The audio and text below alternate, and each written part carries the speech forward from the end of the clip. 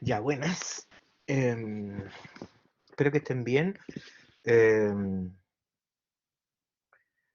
a ver, esta es la tercera vez que la grabo. La primera intenté como siempre, he hecho todas las clases, no sé por qué el computador no me grabó. Después la intenté hacer nuevamente, las dos las grabé el martes pasado, porque la tenía el fin de semana y ya estaba hecha la clase.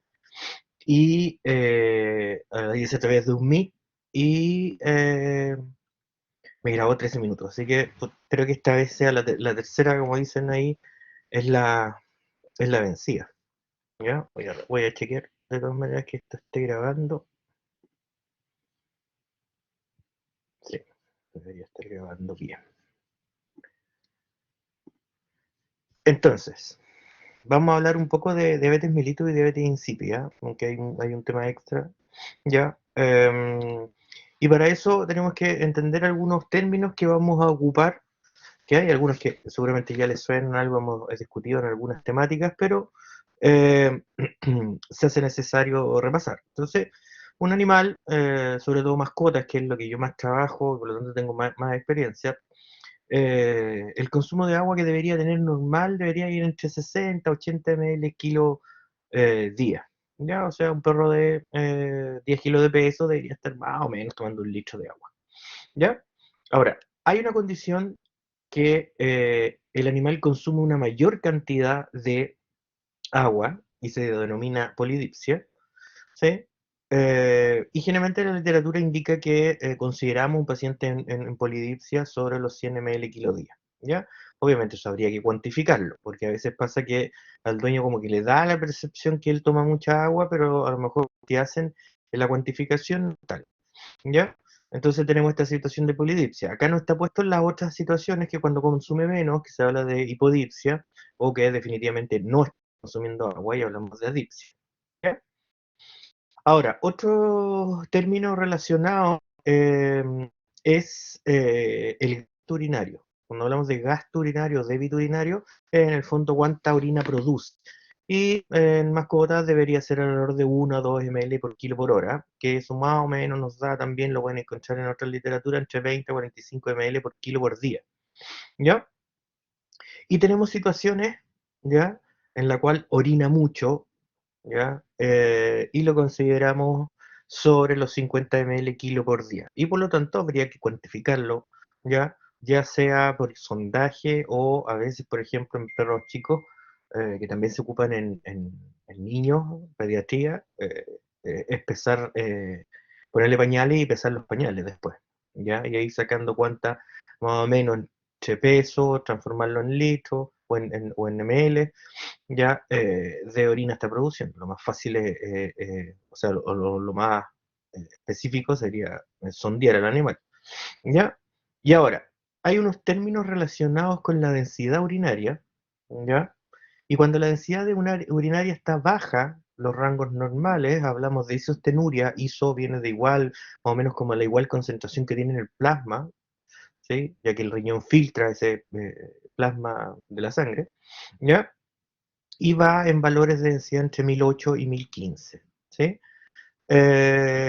Ahora, si está muy bajo, ¿ya? Hablamos de hipostenuria, donde tenemos valores de menores a 1005, ¿ya?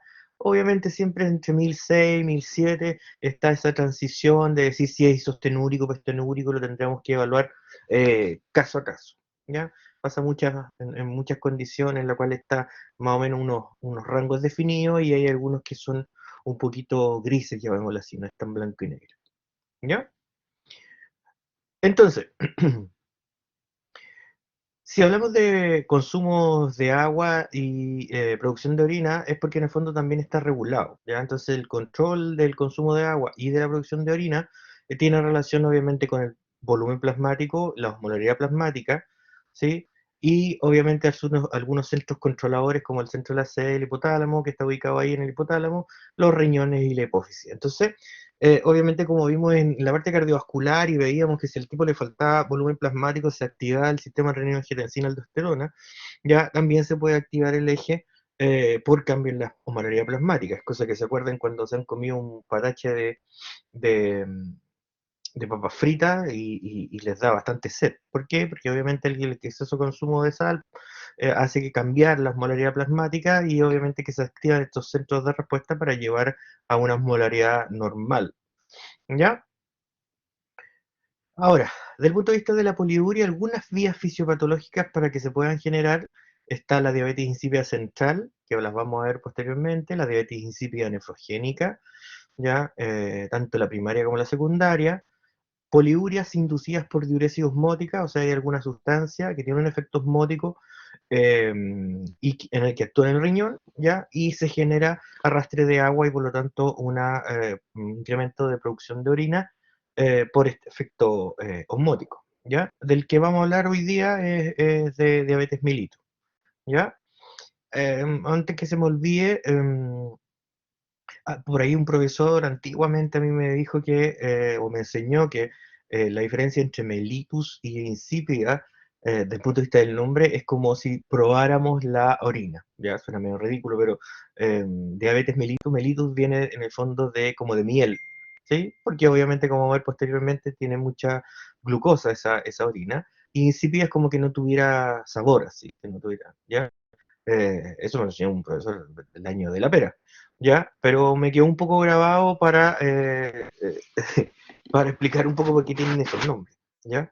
Ahora, no sé si será 100% cierto porque yo no lo he revisado en alguna literatura, ¿ya? Pero bueno. Y otras son enfermedades que generan alteración de la ADH y que no tienen relación a las diabetes insípidas que vamos a ver, ¿ya? Ahora, del punto de vista de la generación de polidipsia, ¿ya? Tenemos algunos trastornos psicogénicos en la cual tienden a tener algún comportamiento compulsivo, ya sea por alguna lesión estructural del cerebro o algún trastorno psiquiátrico, llamémoslo así, sobre todo en humanos, ya que consume mucha agua, ¿ya? Ahora, lo que hay que considerar es que muchas veces la poliuria y la polidipsia van de la mano. Entonces, muchas veces decimos, este paciente es poliúrico polidípsico. Pero durante el proceso de diagnóstico deberíamos tratar de diferenciar si es el cuadro genera una poliuria y la polidipsia es compensatoria, o sea, como orina mucho, se deshidrata y empieza a consumir una mayor cantidad de agua para compensar, o es al revés, consume mucha agua, ¿sí? Y la poliuria es compensatoria. ¿Qué otros términos antes de partir con un poco de contenido? El tema de glicemia, nos referimos a la glicemia como la concentración de glucosa en sangre y por lo tanto tenemos una condición que es hiperglicemia, ¿ya? En la cual hay una mayor cantidad de glucosa en sangre de lo que debería, y en la literatura la van a encontrar que pudiesen tener valores sobre 130 miligramos por decilitro. Por el otro lado está la hipoglicemia, que es una disminución de la concentración de glucosa plasmática, y en la literatura lo van a encontrar en bajo valores de 60 miligramos por decilitro, ¿ya? El otro término asociado es la glucosuria, ¿ya? Que se define como la presencia de glucosa en orina, ¿ya? Entonces aquí tenemos algunas causas para que las tengan ahí en la diapositiva de causas de hiperglicemia en perro y en gato. Entonces tenemos la diabetes mellitus, que la vamos a ver, pero situaciones como estrés, agresión, situaciones en las cuales se le ve las catecolaminas o el cortisol tienden a generar un incremento de la glicemia, ¿ya? Eh, ¿Qué otra alternativa? Las postprandiales, o sea, cuando nosotros consumimos alimentos y sobre todo que vienen con hidrato de carbono, ya vamos a tener postprandial un incremento de la glucosa en sangre, y eso es normal, ¿ya? Y después obviamente actúan las distintas hormonas que hacen que se regulen esos valores en sangre, ¿ya? Algunas enfermedades endocrinas, hiperadrenocorticismo, que ya lo vieron anteriormente, ¿ya? La acromegalia, que es una otra enfermedad endocrina que ahí se genera un incremento de la liberación de hormona del crecimiento, más o menos por una vía también endocrina, pero más relacionado con progesterona, por ejemplo en la fase estral de las perras, ¿ya? Un tumor adrenal, que es el feocromocitoma, que es más bien un liberador de catecolamina y por lo tanto las catecolaminas tienden a generar hiperglicemia. afecciones del páncreas, por pancreatitis, una neoplasia de pancreática exocrina, ¿sí? Que vaya lesionando la parte endocrina del páncreas, enfermedades renales crónicas, traumas de cabeza y el uso, obviamente, de fármacos que tienden a inducir hiperglicemia, como el glucocorticoide, como las progesteronas exógenas, etc. ¿Ya? Aplicaciones de fluido con dextrosa, cuando le escuchen dextrosa, porque se está hablando de que ese fluido contiene glucosa. ¿Ya? En los gatos el estrés es súper común, entonces después vamos a ver que tienen que usar ciertas sustancias para el diagnóstico porque es muy común que tengan estrés situacional, un gato estresado en la consulta, imagínense, le van a tomar una muestra, más se estresa, y por lo tanto pudiesen tener una hipoglicemia reactiva a ese susto. Causas de hipoglicemia, un tumorcito que afecta a las células beta del páncreas, que se llama insulinoma, se genera mucha insulina y tienden a generar hipoglicemia, neoplasias que tienden a tener como síndrome paraneoplásico la hipoglicemia, enfermedades hepatobiliares, ¿sí? Sepsis, este síndrome de respuesta inflamatoria sistémica asociado a bacterias, que es más o menos lo que definimos la sepsis, ¿ya? Una enfermedad endocrina que se llama, en la cual falta corticoides, el hipoadrenocorticismo, y algunas hipoglicemias idiopáticas, que es la hipoglicemia del perro blanco, que es la hipoglicemia de los chorros, ¿sí? Y por lo tanto pueden generar ciertas situaciones de hipoglicemia que lleva signología clínica. También enfermedades que afectan al páncreas, ya sea por neoplasia, por pancreatitis, por enfermedades crónicas, un hipopituitarismo, ¿sí? En el fondo una alteración de disminución de la producción de hormonas de la hipófisis, ¿sí?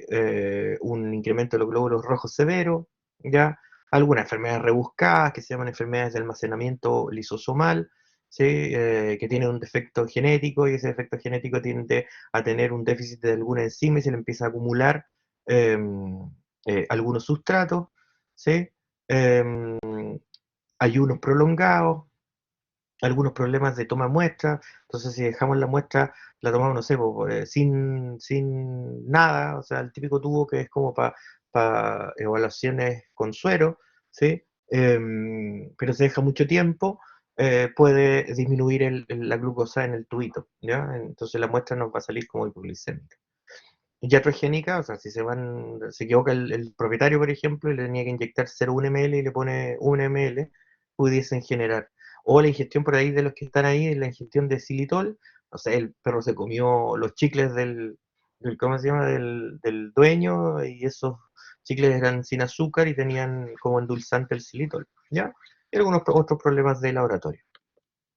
Entonces, con respecto a diabetes mellitus, recordar que el páncreas endocrino tiene ciertas células que tienden a producir ciertas hormonas, ¿ya? Entonces, las que están relacionadas con la insulina, la hablamos de las células beta, las que están relacionadas con la producción de glucagón, las células alfa, las células delta, la producción de somatostatina, y la producción de polipéptido pancreático a cargo de las células PP, o también la van a encontrar en la literatura como células F, ¿ya?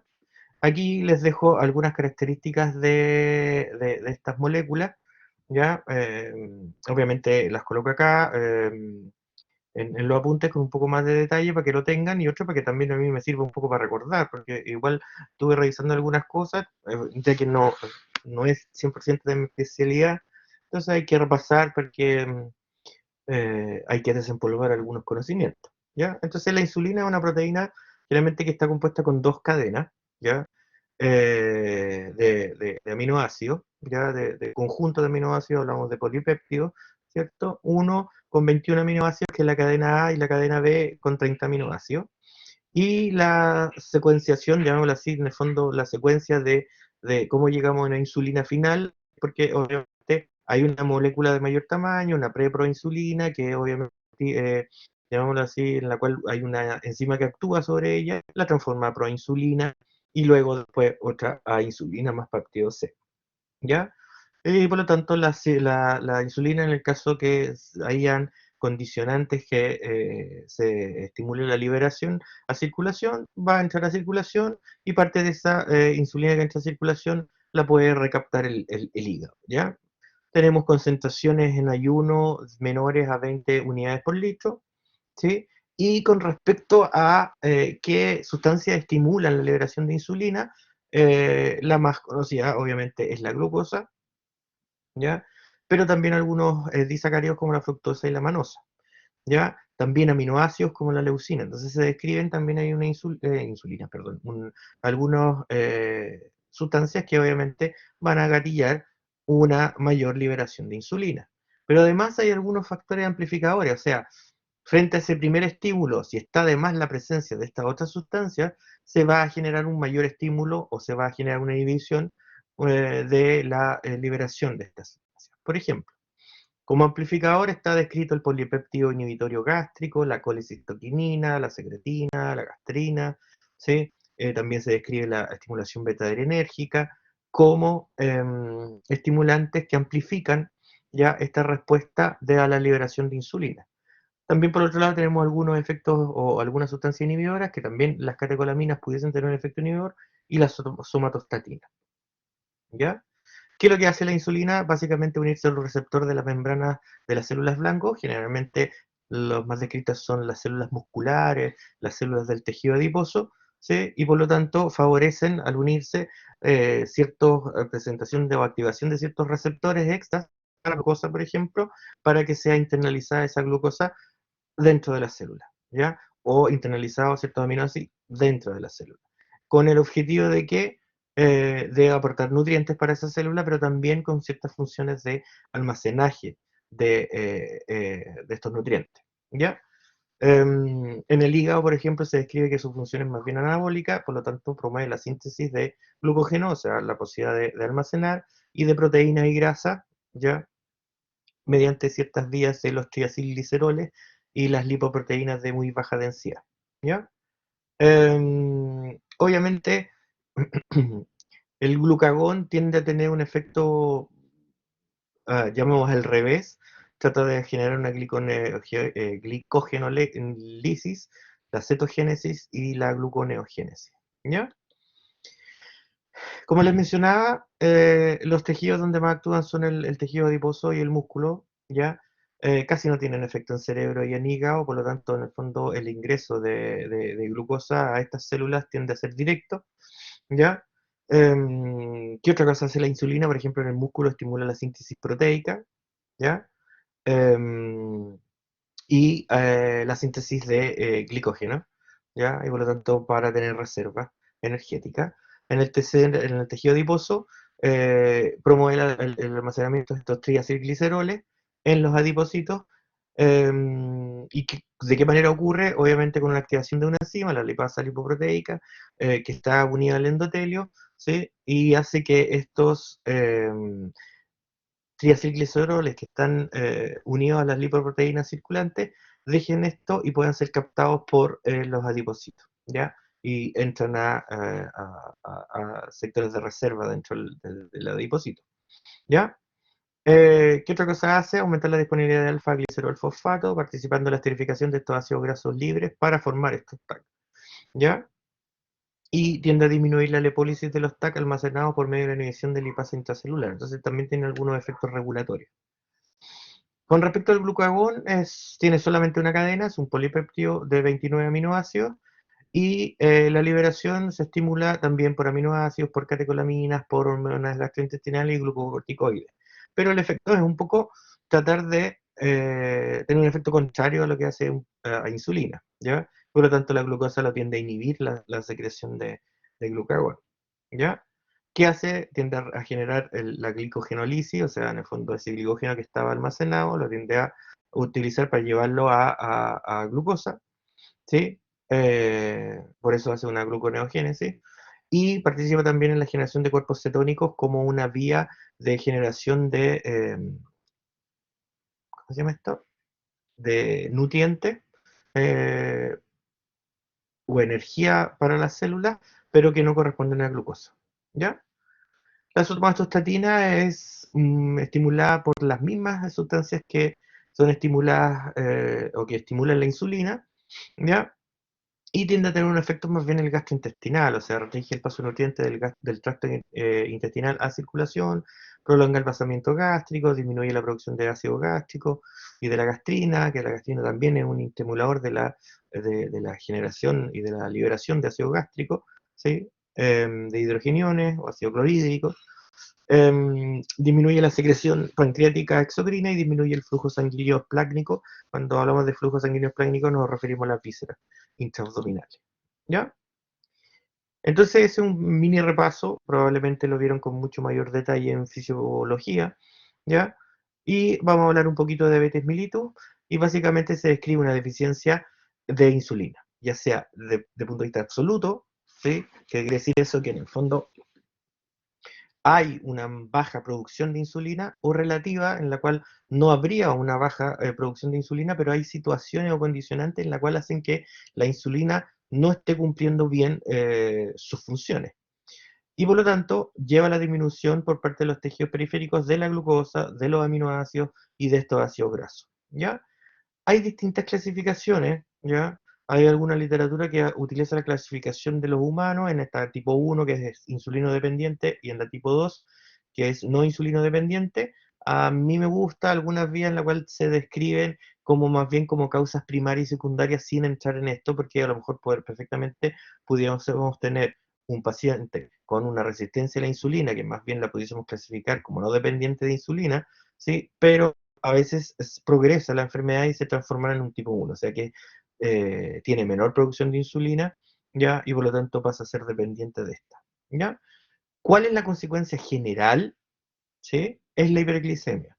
Y nosotros después vamos a ver cierta signología asociada a esta hiperglicemia sostenida, porque ya veíamos que un paciente que se asusta puede estar hiperglicémico, pero si después está en la casa relajado, no debería tener hiperglicemia, a excepción que tenga alguna situación patológica, ¿ya?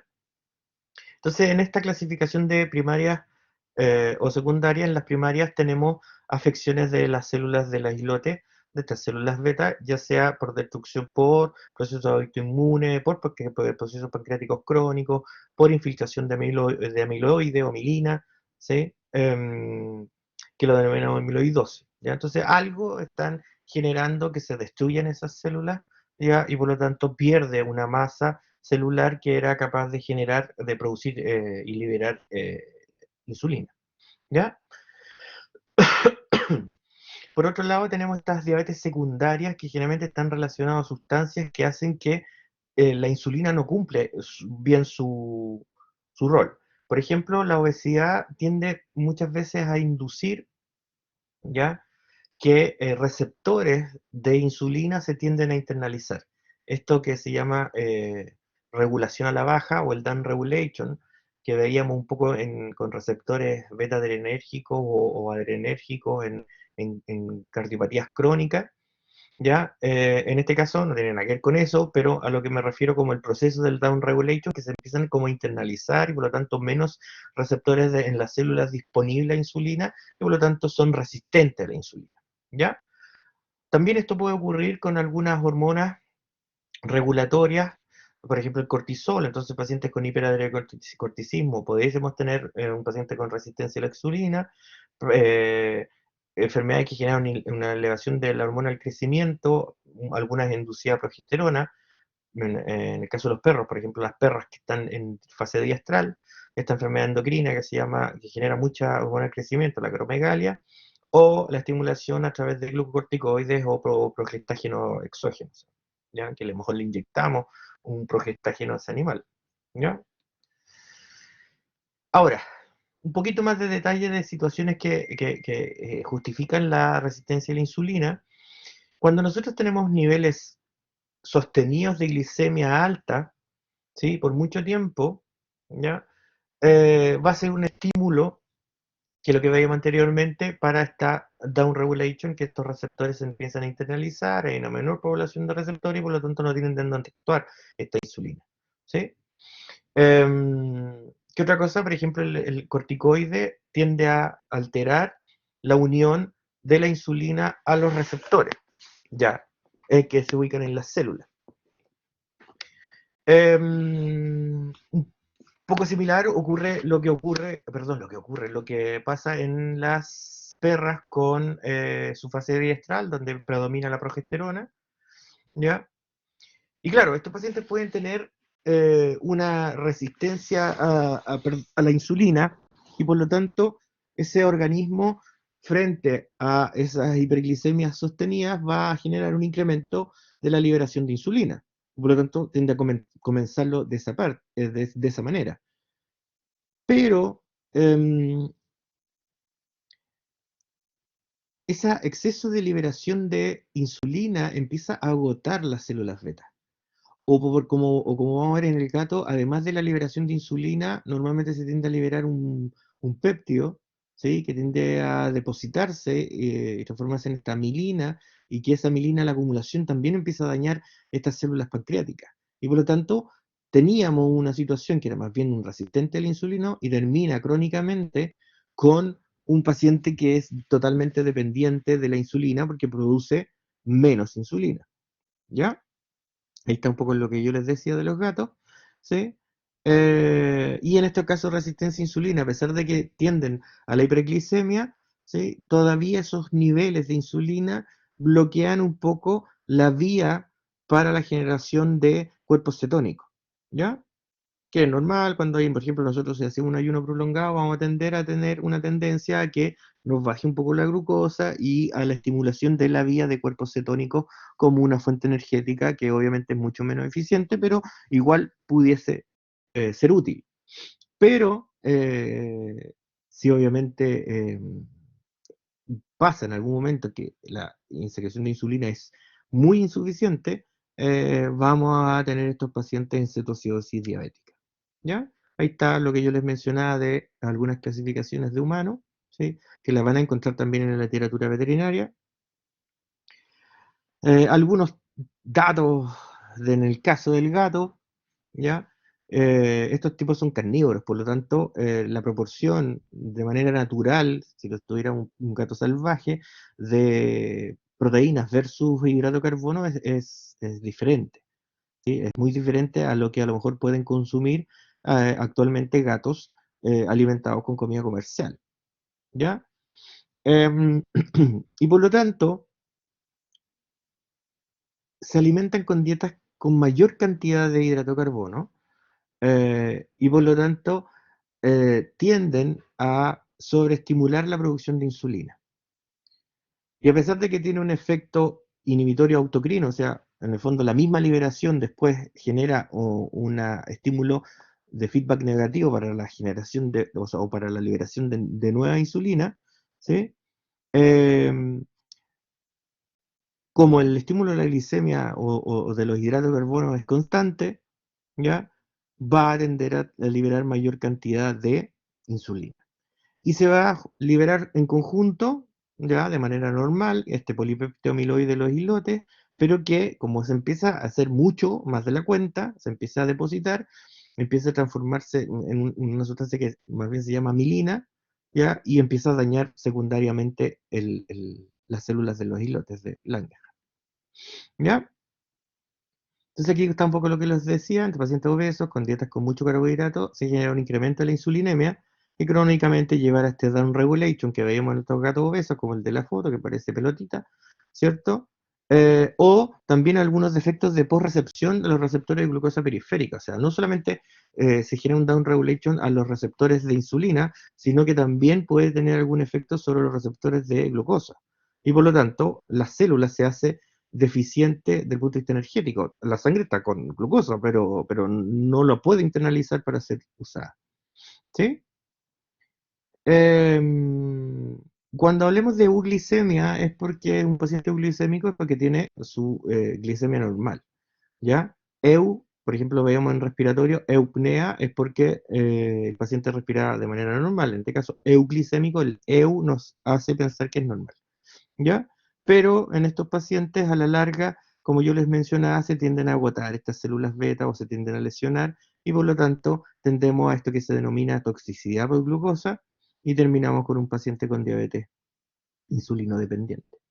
¿Ya? Ahora, ¿cuáles serán las consecuencias de esta hiperglicemia sostenida en el tiempo? Bueno, que estoy apretando.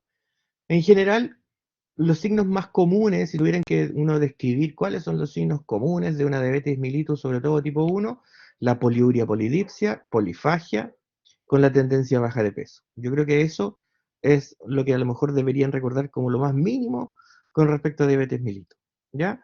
Obviamente no son todas las causas, hay distintas causas de lo que le acabo de mencionar, de poliuria polidipsia, etcétera, pero en su conjunto nos pudiesen orientar a que este paciente pudiese, dentro de su prediagnóstico, tener una diabetes mellitus, ¿ya?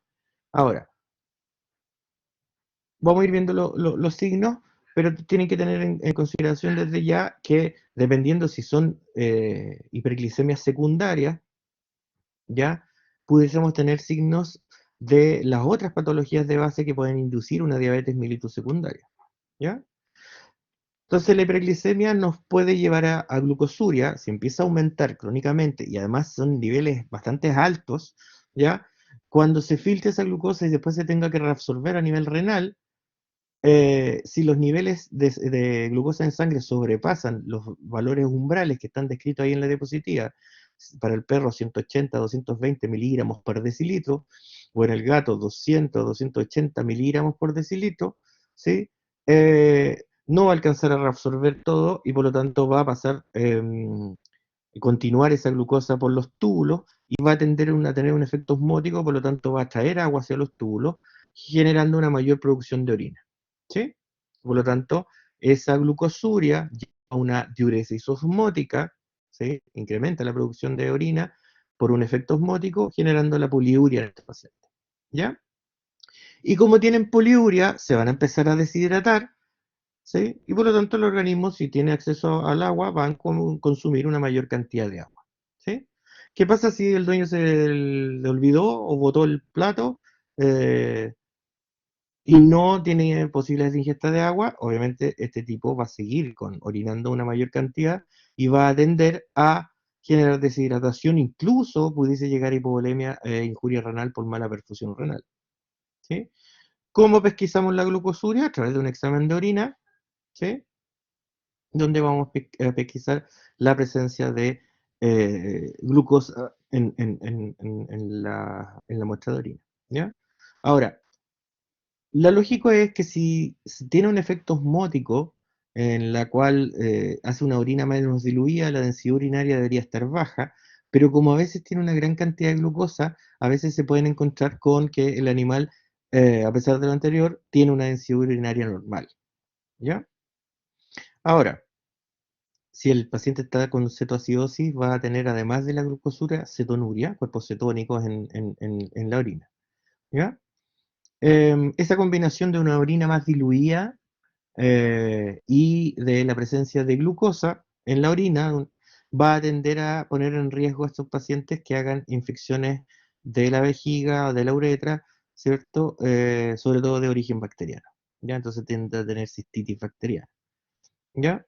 Ahora, esta esteatosis osmótica también puede llevar a la afección de otros electrolitos, ¿sí? Entonces los pacientes pueden hacerse hipocalémicos, o sea, tiene menor potasio en sangre, hiponatrémico, tiene menor cantidad de sodio en sangre, hipofosfatémico, paciente que tiene menor cantidad de fosfato, ¿ya?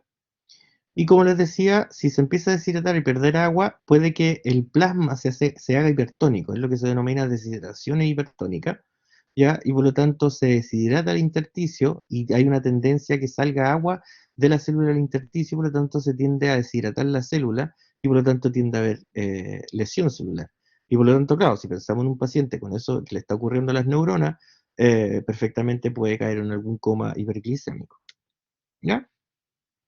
Otra consecuencia de mantener la glicemia elevada por harto tiempo es que ese exceso de glucosa en sangre va a tender a unirse a ciertas sustancias. Por ejemplo, a la hemoglobina. Entonces tenemos la hemoglobina glicosilada, o se puede unir al albúmina y vamos a tener la fructosamina.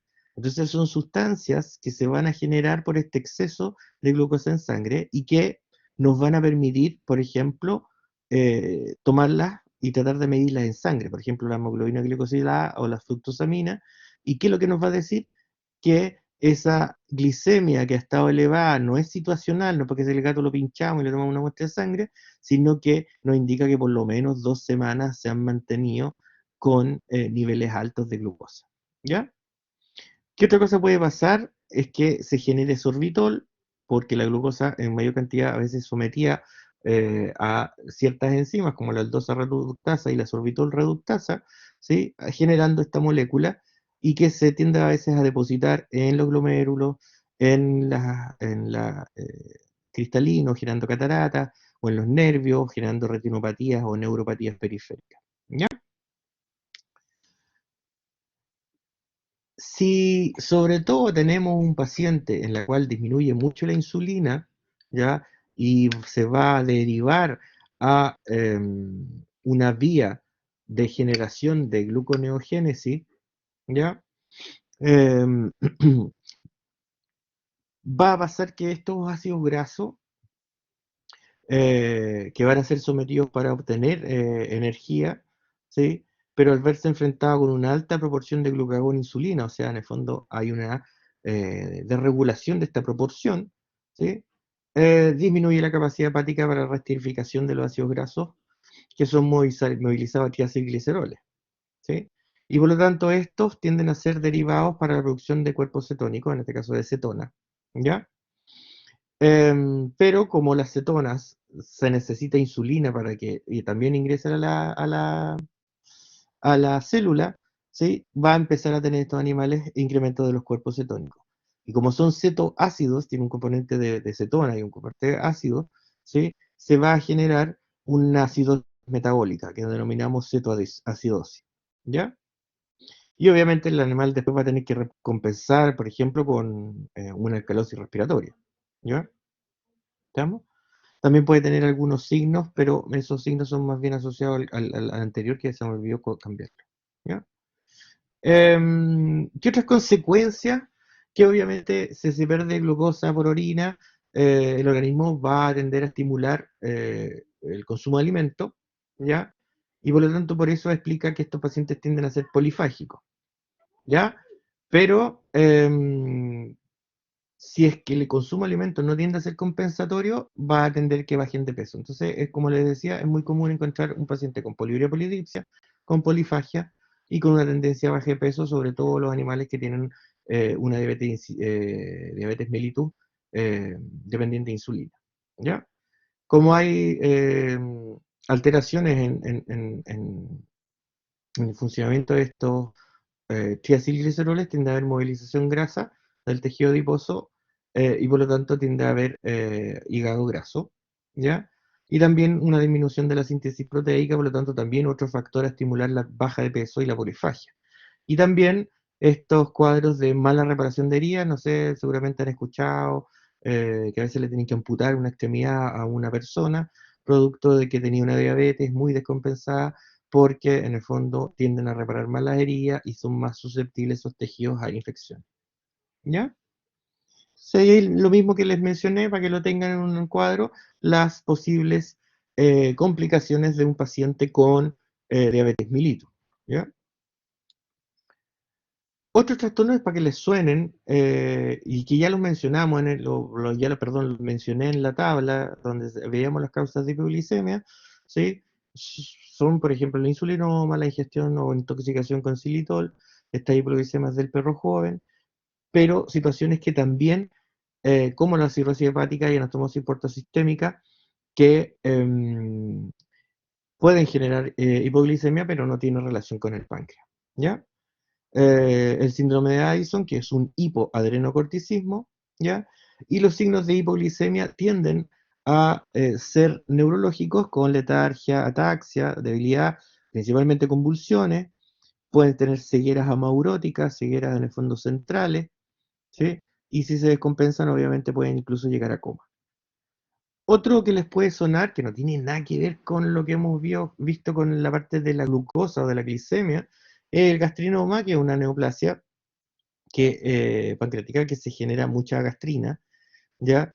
Em, y el exceso de gastrina va a generar una hiperacidez a nivel de estómago y por lo tanto un riesgo que ese paciente haga gastritis crónica, sobre todo si que lo lleva a tiempo, y esa gastritis crónica también tiene riesgo de que haga úlceras gástricas, ¿ya? Y el último bloque, la diabetes insípida, ¿ya? tenemos el recordatorio de fisiopatología, que tenemos la arginina vasopresina, que es la hormona antidiurética, ¿ya? Que se tiende a producir a nivel, obviamente, del hipotálamo, a nivel del cerebro, en este núcleo paraventricular y el núcleo supraóptico, ¿sí? Y se tiende a almacenar en la parte posterior de la hipófisis, ¿ya? Que es la del que denominamos neurohipófisis, ¿ya? Y por lo tanto esta está encargada de almacenarla y también de liberarla, ¿ya? Cuando hay cambios de la osmolaridad o volumen plasmático, ¿sí?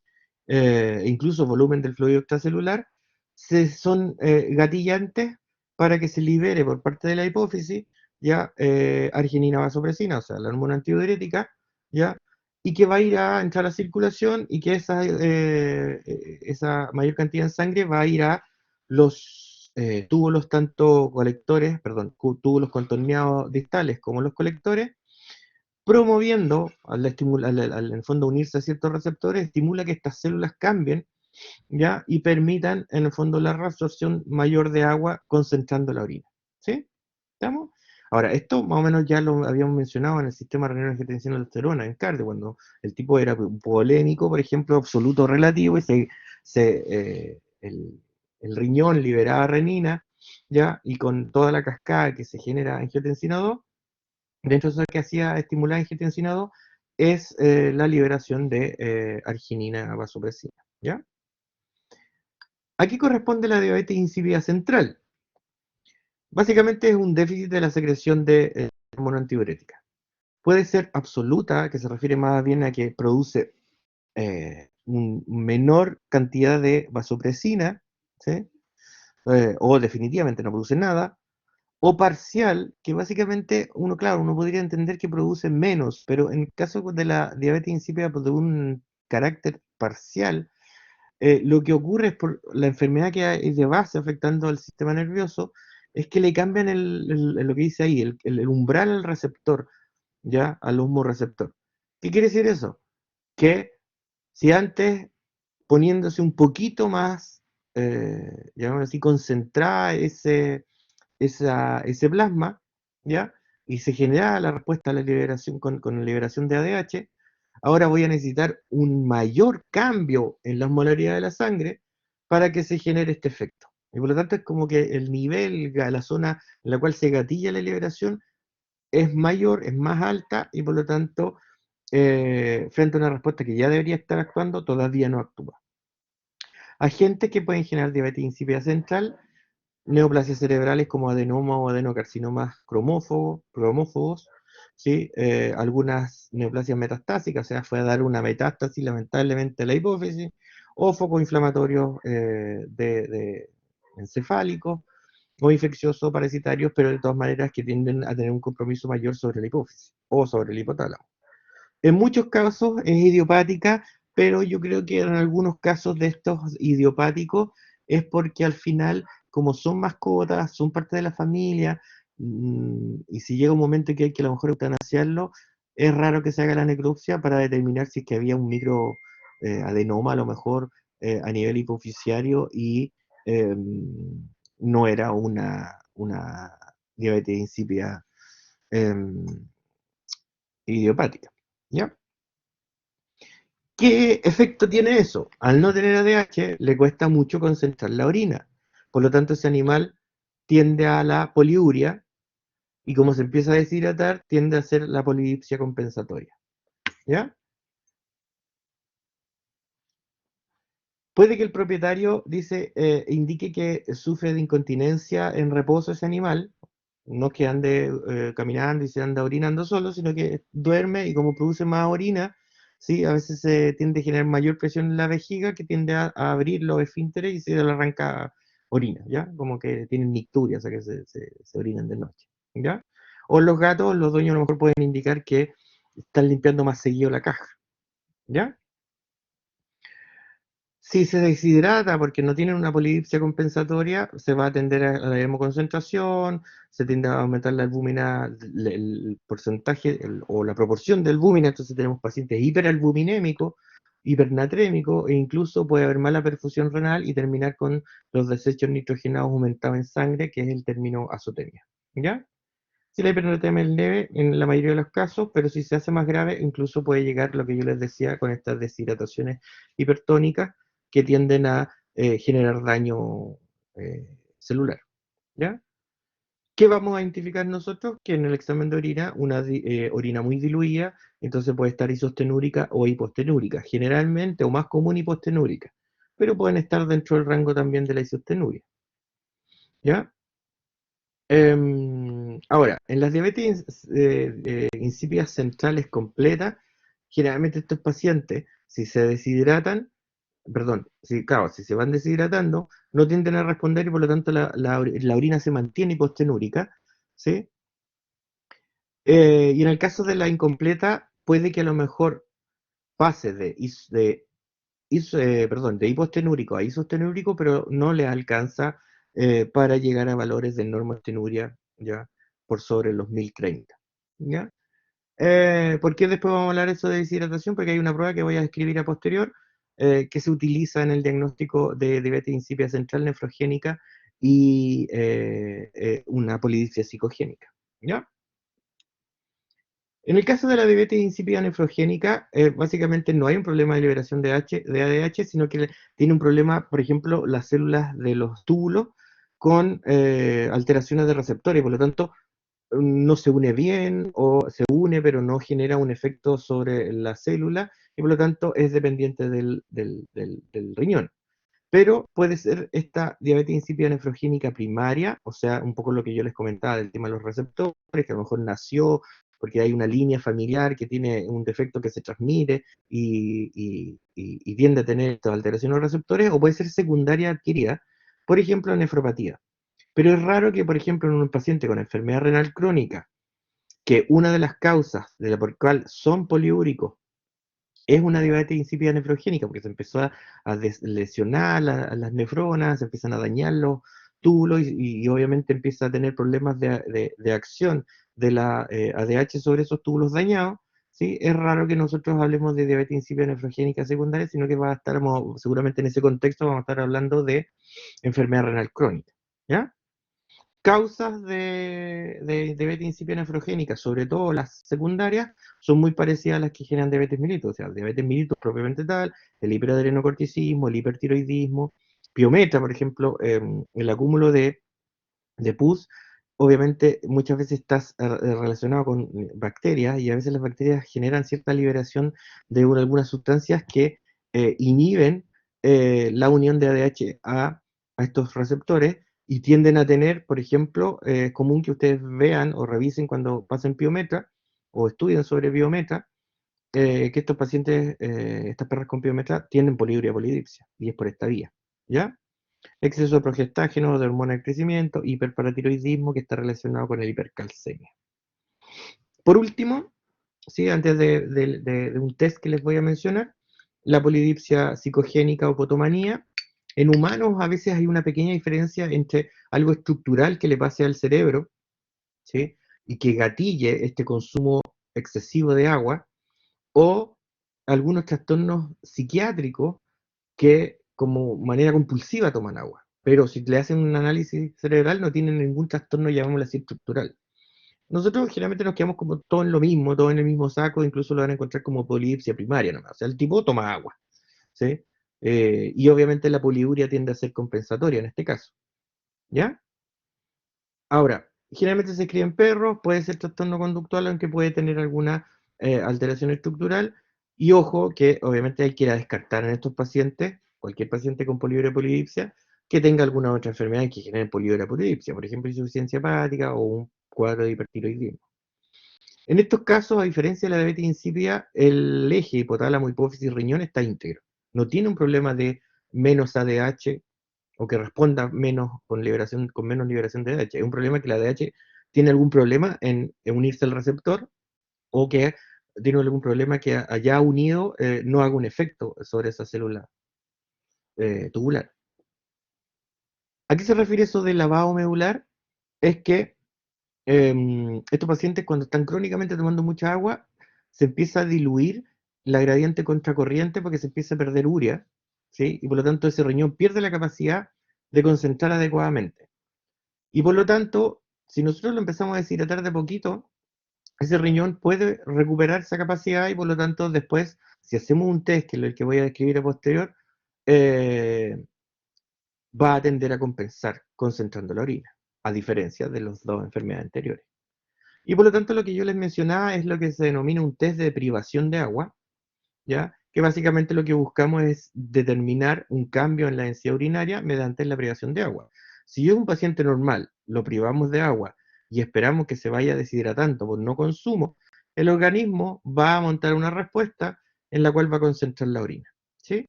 Y por lo tanto, que nos llegue a niveles de deshidratación le va a tomar mucho más tiempo de un paciente como las tres enfermedades anteriores, las diabetes insípida central, nefrogénica y la hipotomanía, ¿ya? ¿Estamos?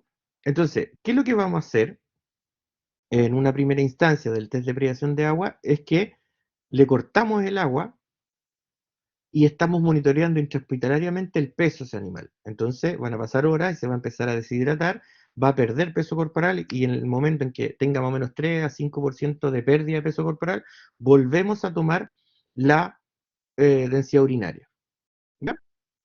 Y obviamente si responde con concentración adecuada, generalmente es por una polidipsia psicogénica, teniendo precaución de esta menor respuesta que pudiera tener, por lo que mencionaba anteriormente, que es el lavado medular, ¿ya?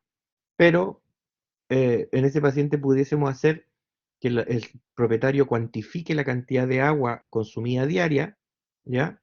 Que no tenga después acceso a otras aguas, ¿sí? Y empieza a disminuir la cantidad de eso. Entonces, a lo mejor si calculó que eran 2 litros lo que estaba tomando, al día siguiente a lo mejor le dan un litro 700, al otro que sigue un litro 500, ¿sí? Y así va bajando y se puede ir midiendo la densidad urinaria y ver si compensa. Y después se puede terminar haciendo este test de privación de agua, ¿ya?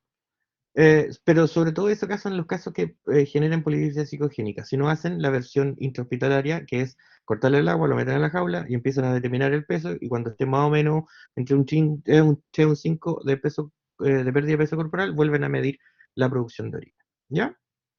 Algunos autores indican que también el tiempo que les lleva deshidratación es discriminatorio. Entonces, por ejemplo, si es diabetes insípida, se van a deshidratar mucho más rápido que si fuera una polidipsia psicogénica. Y nos queda una segunda fase, es que estos pacientes que no llegaron a 1030 de densidad, o sea, se mantuvieron a lo mejor isostenúricos, ¿ya? Le administramos arginina vasopresina, o sea, ADH exógena, es una prueba de estimulación con ADH, ¿ya?